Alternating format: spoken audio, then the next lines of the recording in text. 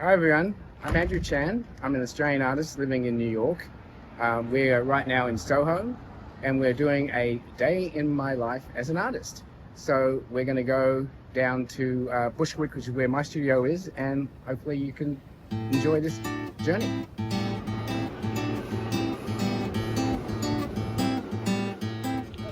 So we're now in Bushwick. This is where my studio is. There's a lot of artists and musicians and creative types here.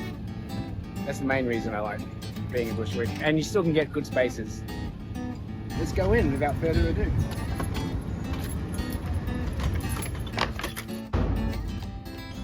It's amazing.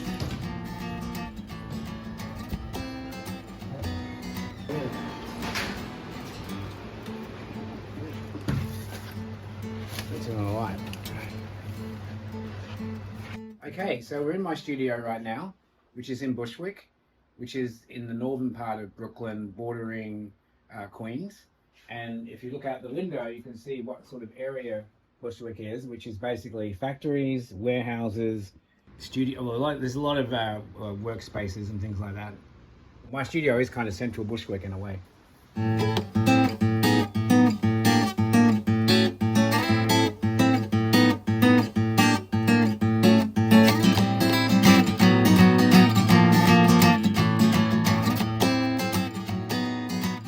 A lot of my work is based on consumerism, pop culture, childhood memories, and the intersection of all those different elements. You can see the one on my right here, which is a phonologist painting, is a series of paintings based on psychological charts that I saw, actually, strangely enough, in a vintage poster shop, studying people's psychology and their emotions and things like that. So I thought I'd do my own version of that as a painting, which is basing it on my own hopes, dreams, fears, all those kind of things, depending on what I was thinking and the mood I was thinking at the time. So also with the phonology paintings, the phonologist comes from the study of human heads in relation to the size of your head means how smart or stupid you are, if you put it crudely. And it's kind of a very horrible way of looking at judging human intelligence. So I'm kind of critiquing that kind of idea of being able to study what's inside people's heads. And then if you look at this one up here, this is one I did last year in 2024. And there's some references to, again, there's like different, one of the ones, there's dating apps like Hinge is a dating app. There's Tinder and Grindr, and also this one has Discord. And the structure's the same in all most of the heads, but they're just got different interiors a lot. So again, as I said earlier, based on whatever I was thinking at the time, what's going on in my head. When this one has Mr. Softy again, but we have lamb chops.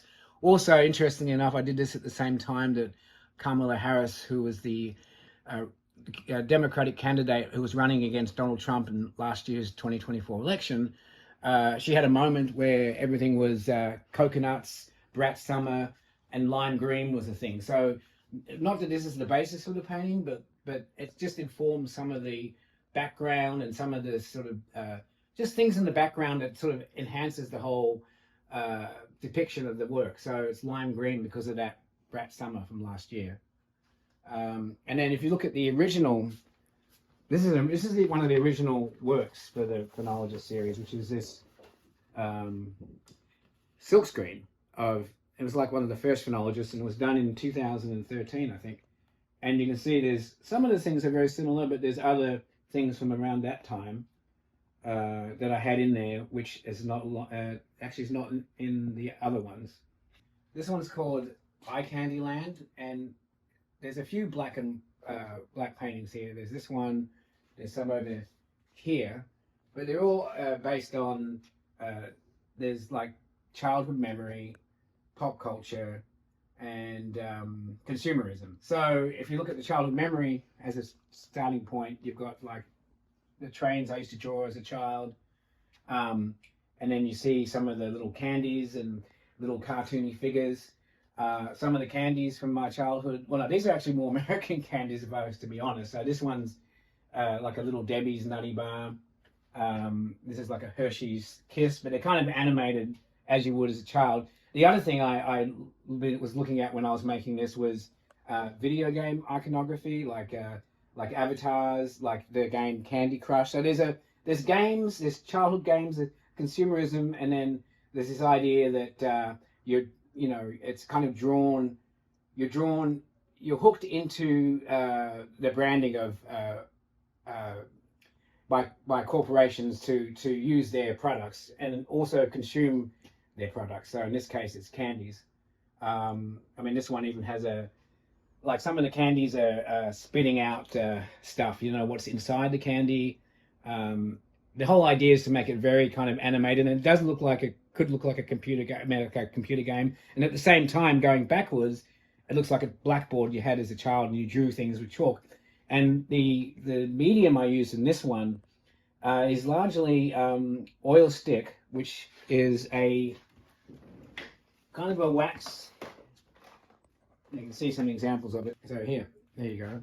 And so you can literally just draw with it and so in a way the way I try and do these paintings actually is to try and do it all in one go and not think too much about it. It's not based on any real sketches.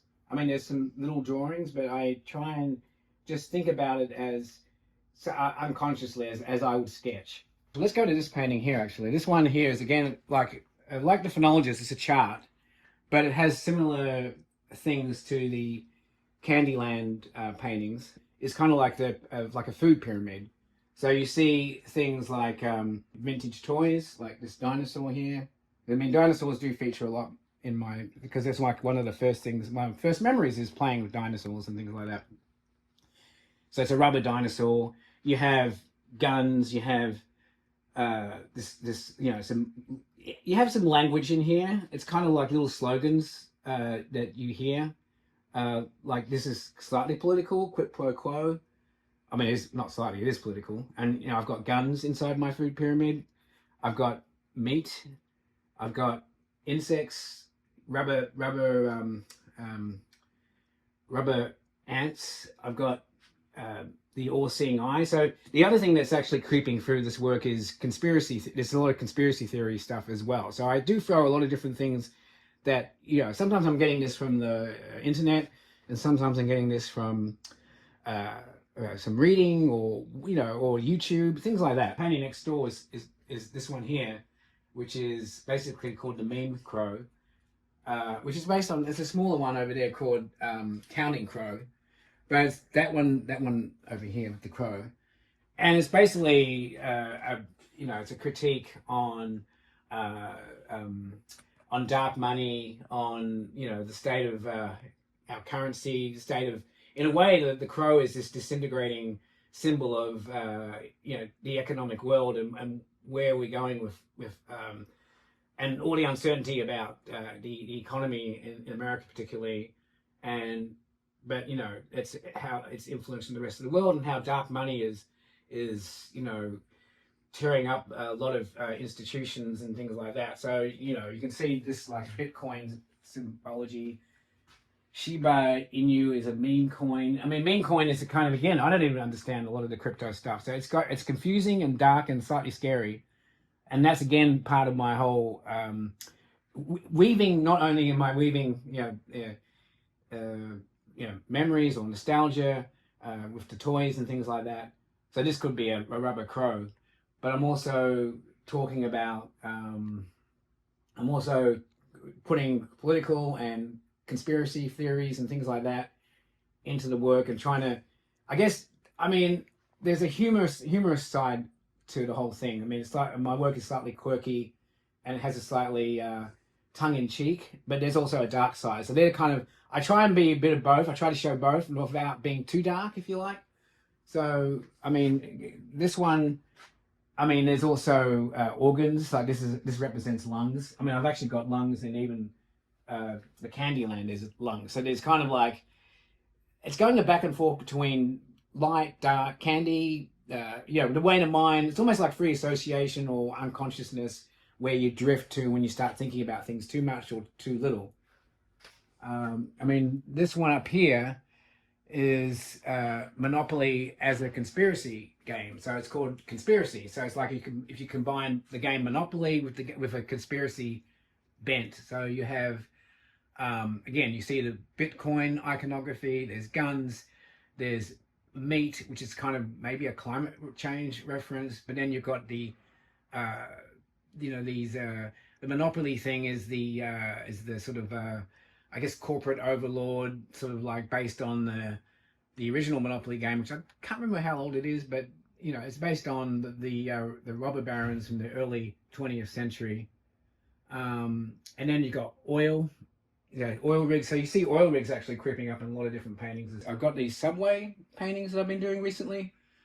Every day, you see such amazing characters that you can't help but trying to capture them in without being too obvious. What I do is I do a quick sketch and then I make a painting out of it. So for me, typically, I'm usually reading something like this AM magazine. I do the crossword actually. Sometimes it's a free magazine, a free paper on the train. So typically, I might see someone and I just, rather than take a photograph, I just do a quick sketch like this. As you can see, it's just literally on the crossword and Sudoku and things like that. And then I work it up back in the studio into something like this size. And then sometimes I might do a color one. There's a color version of this somewhere. Just to get an idea. So this is acrylic and oil pastel. And then finally, this is the full size painting of this couple on the subway. There's a couple more, like there's this one. This is someone's just sitting on the subway, and that's the reference to the magazine. One of these paintings is going to be in the new JetBlue lounge at JFK, which they're still finishing, but one of my paintings was accepted, was being purchased by JetBlue to be involved in that. So this is the painting. It's called The Hair Train. So now we're going to do a little bit of painting. This is a piece that is actually a commission piece for a client in New York. I'm just going to prepare the color. I mean, this one's nearly finished, so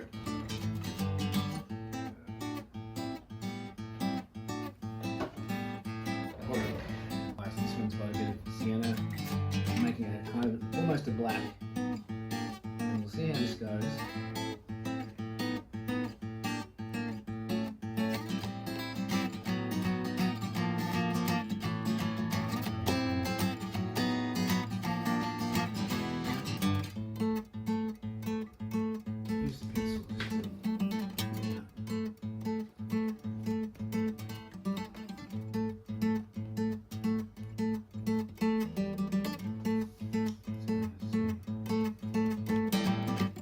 This is, again, it's the same themes, which is there's a lot of childhood memory, pop culture, consumerism, things like that, conspiracy theories a little bit. So this one is Cool Man, which is based on ice cream trucks that are were in my neighborhood in Williamsburg, which is my first studio, and you see them all over Brooklyn. But this is more like a vintage truck, but you can see, I mean, it's kind of similar to the original ice cream truck, but I've made it a bit more militarized, if you like. It's a bit more beaten up, it's slightly exaggerated, and the material is paper mache, and which for me is great because it's rather like sculpture tends to be, a lot of sculpture is taking away, like you're carving, but this one's sort of like going the other direction, is where you add things.